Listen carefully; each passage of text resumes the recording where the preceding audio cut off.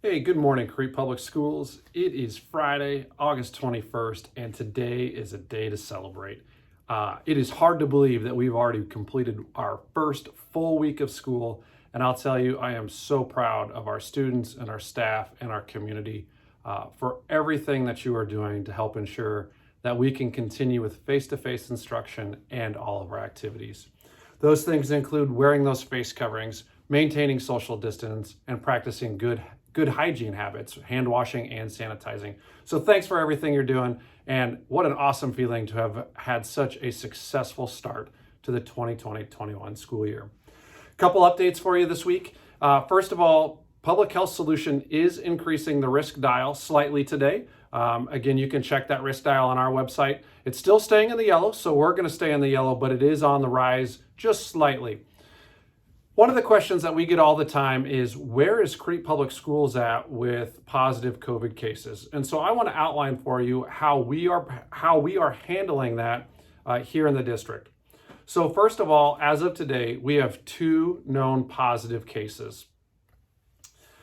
How we are handling that and how and when you can expect to hear from us regarding a positive case, we will follow this protocol.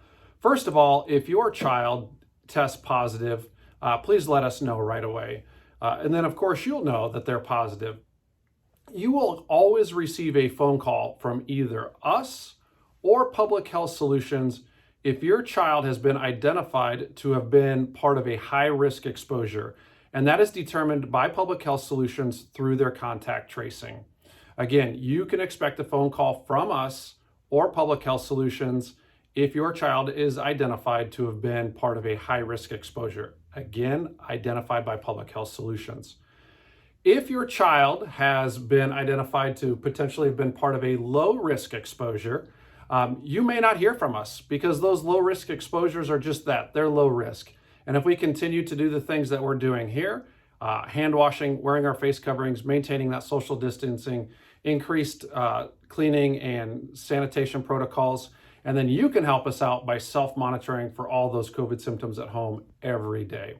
So there's our update on COVID. Of course, if you have questions about that, you can reach out to your building principal or you can reach out to me anytime. Next up on our list is our Spectator Guide. Our fall activities actually kick off tonight with our softball team headed to Aurora. And so we're starting to get questions, what is that going to look like here in Crete Public Schools? Well, I am happy to say that Mr. Krautzel, our activities director, has put together a great plan that is going to allow for a fun atmosphere for our competitors, but also keep our spectators, community, student athletes, coaches safe. And so we are allowing home spectators as well as visiting spectators with restrictions. The entire plan can be found on our website under the COVID-19 section, and it is called the Fall Spectator Guide. So please check that out. We've detailed it for each fall activity that's coming up, who can attend, how many can attend. Also, your child's coach or sponsor will be distributing that information as well. Lastly, we've slightly adjusted our return to learn plan just a little bit as we've made it through a full week of school. We've also learned some things along the way. So we've adopted the idea that the phrase, I guess I should say, 2 is ideal, 1 is essential. And what I mean by that, 2 is ideal, meaning everybody, staff, students, are wearing face coverings during the day and they're maintaining social distance.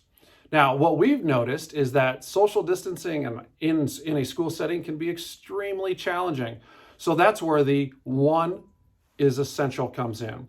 So if we can't maintain that social distance or we're in a situation where we can't wear a face mask, we have to do one or the other. So again, 2 is ideal, 1 is essential. Ideally, we want students and staff in a face covering and to maintain that social distancing. But if not, students and staff have to be in a face mask or they have to maintain social distance. So you've heard from your principals that's impacted everything that we're doing from recess and PE to activities after school. But again, I am so proud of our staff and our students for how they've handled that. And again, we are doing this to slow the spread of the virus, to keep our students and staff safe so that we can continue with that face-to-face instruction and our student athletes and performers can have and participate in their fall seasons. So thanks for tuning in today. Have a great weekend. We'll see you next week.